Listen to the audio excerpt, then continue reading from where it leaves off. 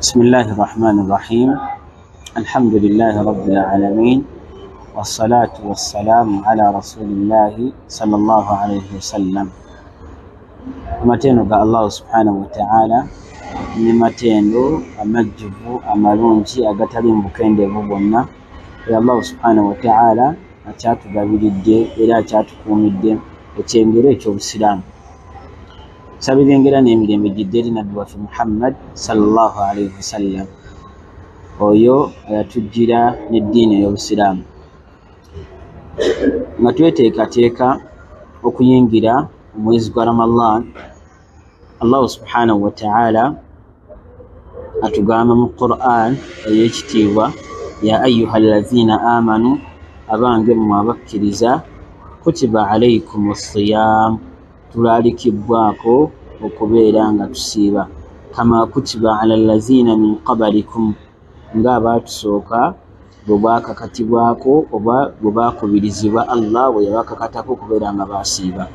Weewaawo ensiiba yaffe eyinza okwawukana n'ensiiba ey'abo abatusooka, naye tekijjaawo kusiiba biseera bye bikyuka. Era bwe wetegereza Nabbi waffe Muhammad sallallahu alayhi wasallam, okusiiba okwa Ramadan, naddala okwa Ramadan kwatandika nga Nabbi Muhammad sallallahu alayhi wasallam tannakakatibwako kusiiba specifically omwezi gwa Ramadan. Nabbi waffe Muhammad sallallahu alayhi wasallam mu hadithi ez'enjawulo yasiibanga ennaku 30,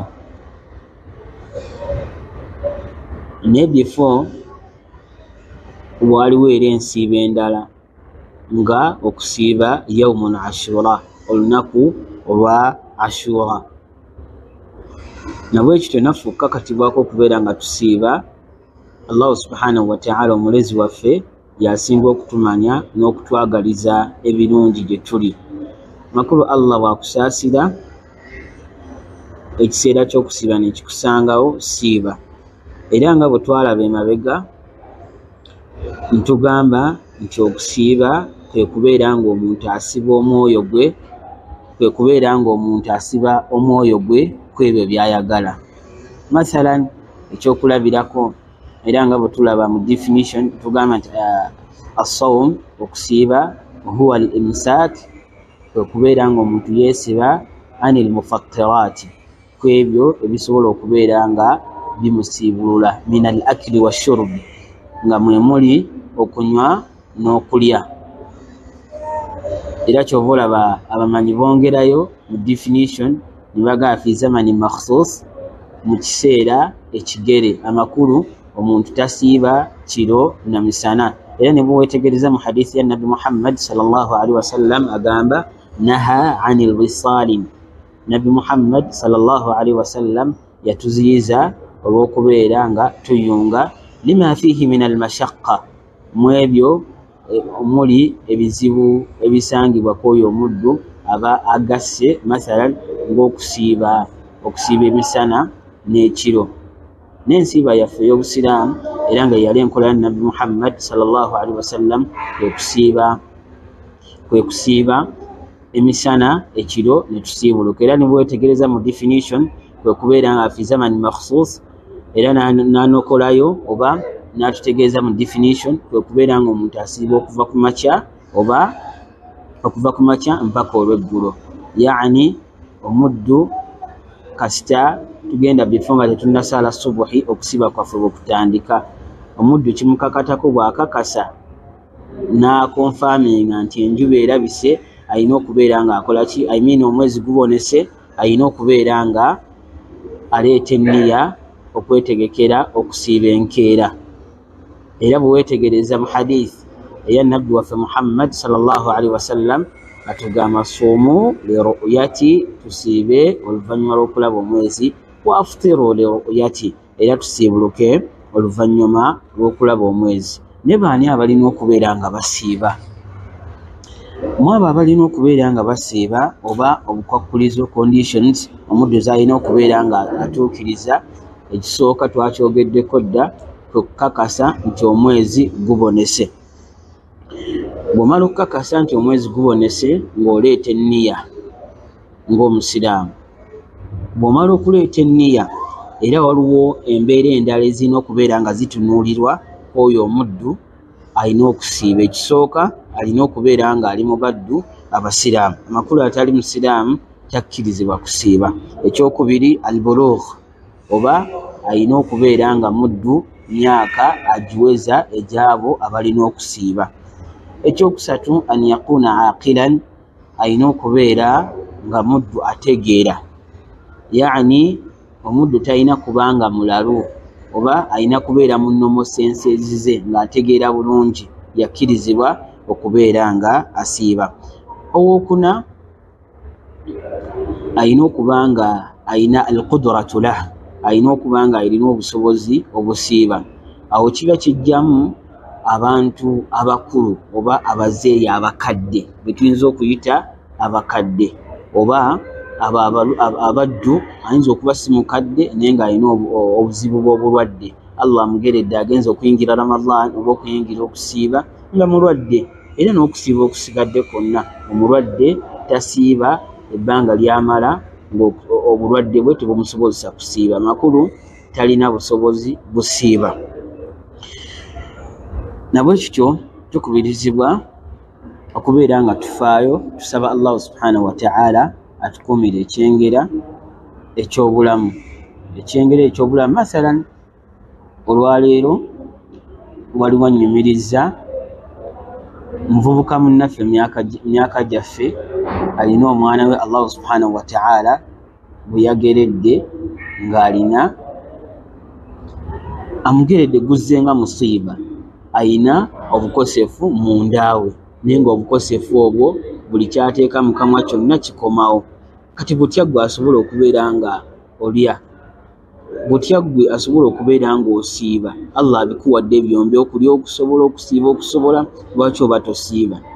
Bwe bwanga n'obukwakkulizo butuukiridde bwonna bwe twogeddeko waggulu. Nabwe kityo baganda bange mbajjukiza era nga nange seereseeyo okubeera nga tufaayo okusiiba. Shuruutu sihhatu siyam, biki ebyo bye tulina okubeera nga tukola ebituukiriza okusiiba kwaffe? Ensonga ensooka era nga bwe twayogedde, omuddu olina kubeera musiraamu. Omusiraamu y'asiiba era olina kubeera nga otegeera bulungi. Ekirala olina okuba n'enniya era nga bwe tula mu hadiisi ya Umar ibn al-Khattab radiyallahu anhu, innama al-a'malu binniyati wa innama likulli mri'i ma nawa. Amakulu omuddu yenna buli mulimu gwonna gwakola gwa Allah subhanahu wa ta'ala ne bwagukola ekigendererwa kye alina kusiimisa Allah subhanahu wa ta'ala okubanga amusiima. Ekirala inqita'u dammu al-hayd, bannyinaffe balina embeera zaabwe zibagendamu ez'ekikyala, takkirizibwa kubeera nga asiiba kasita embeera eyo emutuukako. Era owajjira bannyinaffe ababeera mu mbeera endala eya nifaasi oba embeera gye babeeramu oluvannyuma lw'okumaliriza okuzaala. Then ekirala at-tamyiz, omuntu yenna asiiba alina okubeera nga ayawula, mathalan ategeera ekibi n'ekirungi, naye ekimujjamu an yakuna baligh, alina kubeera nga mukulu awezezza emyaka 15 egy'obusiraamu. Naye abato bakubirizibwa okubeera nga basiiba okubaagazisa era nga bwe tulabye emabega. Ekirala mu bimu ku byali mu nkola ya Nabbi Muhammad sallallahu alaihi wasallam mu sunna mwalimu ta'jirul fitr. Nabbi Muhammad sallallahu alaihi wasallam yayanguyirizanga okuba nga asiibuluka mu mbeera, asiibuluka mu biseera ebituufu era nga talwawo kusiibuluka. Bw'amanyirawo nti ebiseera by'okusiibuluka bituuse ng'asiibulukirawo. Era mu nkola ya Nabbi Muhammad sallallahu alaihi wasallam endala ta'akhiru suhur, Nabbi waffe Muhammad sallallahu alaihi wasallam yalwisangawo okulya ddaaku.